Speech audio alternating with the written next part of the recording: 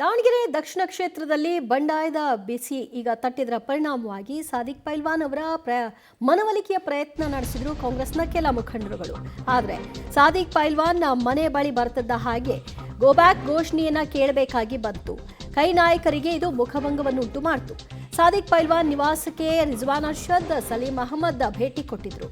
ಈ ಸಂದರ್ಭದಲ್ಲಿ ಮುಸ್ಲಿಂ ಯುವಕರು ಗೋಬ್ಯಾಕ್ ಘೋಷಣೆಯನ್ನ ಕೂಗಿದ್ರು. ಕಾಂಗ್ರೆಸ್ ಪಕ್ಷಕ್ಕೆ ಧಿಕ್ಕಾರವನ್ನು ಕೂಡ ಕೂಗಿದ್ದಾರೆ.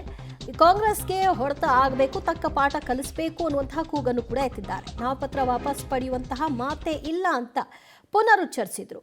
ಕಾಂಗ್ರೆಸ್ಗೆ ತಕ್ಕ ಪಾಠ ಕಲಿಸ್ತೀವಿ ಅಂತ ಯುವ ಪಡೆ ಈಗ ಆಗ್ರಹವನ್ನು ಮಾಡಿದೆ.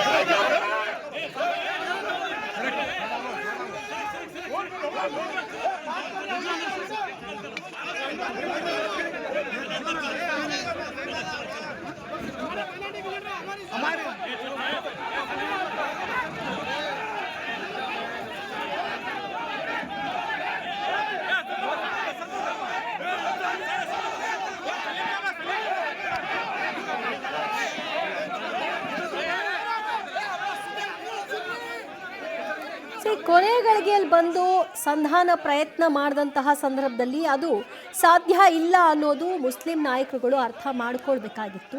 ಅದು ಅವ್ರಿಗೆ ಏನು ಲೆಕ್ಕಾಚಾರ ಹಾಕಿದ್ರು ಅದೆಲ್ಲವೂ ಕೂಡ ಉಲ್ಟಾಗಿದೆ. ಸಾದಿಕ್ ಪೈಲ್ವಾನ್ ಅವರ ನಿವಾಸದ ಬಳಿ ಬರ್ತಿದ್ದ ಹಾಗೆ ನೂರಾರು ಸಂಖ್ಯೆಯಲ್ಲಿ ಯುವಕರು ಅಲ್ಲಿ ನೆರೆದಿದ್ರು. ಗೋಬ್ಯಾಕ್ ಘೋಷಣೆಯನ್ನ ಕೂಗಿದ್ರು.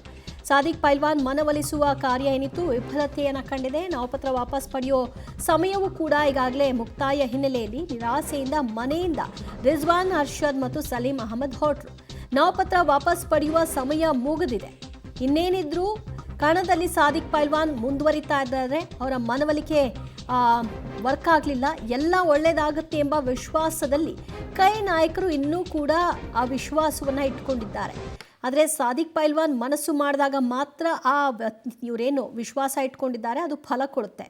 ಆದರೆ ಆ ಮಾತುಕತೆಯ ಪ್ರಯತ್ನದಲ್ಲೂ ಕೂಡ ಅವರಿಗೆ ಹಿನ್ನಡೆಯಾಗಿರೋದು ಕಂಡು ಬರ್ತಾ ಇದೆ. ಬಹಿರಂಗವಾಗಿ ಅವರು ಹೇಳಿದ್ದಾರೆ, ಕೊನೆ ಗಳಿಗೆಯಲ್ಲಿ ಬಂದು ಮಾತನಾಡಿದ್ರೆ ನಾನು ಚಿಕ್ಕ ಹುಡುಗ ಅಲ್ಲ, ನನಗೂ ಗೊತ್ತಿದೆ, ನಮ್ಮ ಸಮುದಾಯಕ್ಕೂ ಗೊತ್ತಿದೆ ಕಾಂಗ್ರೆಸ್ಗೆ ಹೇಗೆ ಪಾಠ ಕಲಿಸ್ಬೇಕು ಅನ್ನೋದು ಅಂತ ಮಾತನಾಡೋ ಮೂಲಕವಾಗಿ ಅಸಮಾಧಾನವನ್ನು ಹೊರಹಾಕಿದ್ದಾರೆ. ಸಾದಿಕ್ ಪೈಲ್ವಾನ್ ಅವರ ಮನೆಯ ಮುಂಭಾಗ ಬಹಳಷ್ಟು ಸಂಖ್ಯೆಯಲ್ಲಿ ಮುಸ್ಲಿಂ ಯುವಕರ ಪಡೆ ಇದೆ.